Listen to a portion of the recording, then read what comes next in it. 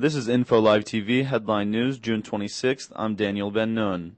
Chen Arad, the brother of missing Israeli Air Force navigator Ron Arad, attacked Israel's leadership on Wednesday at an assembly marking 2 years since the abduction of IDF soldier Gilad Shalit.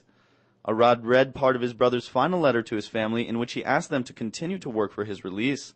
Hundreds of people attended the assembly, among them the families of captive IDF soldiers Eldad Regev and Ehud Goldwasser and Ron Arad's daughter Yuval.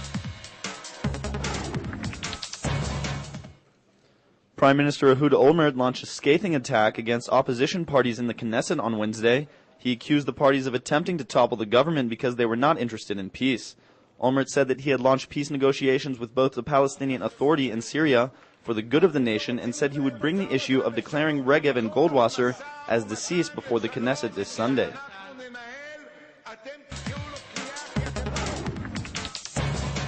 Knesset members and family members of the 8 yeshiva students killed at the Merkaz Harav attack last March called for the prompt demolition of the East Jerusalem home of the Palestinian terrorists who carried out the attack.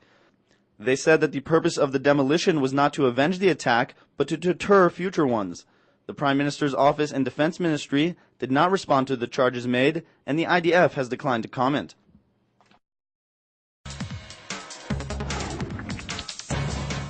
An initial probe of U.S. allegations that a Syrian site hit by Israeli warplanes was a secret nuclear reactor is inconclusive, and further checks are necessary, the Deputy Director of the International Atomic Energy Agency said on Wednesday.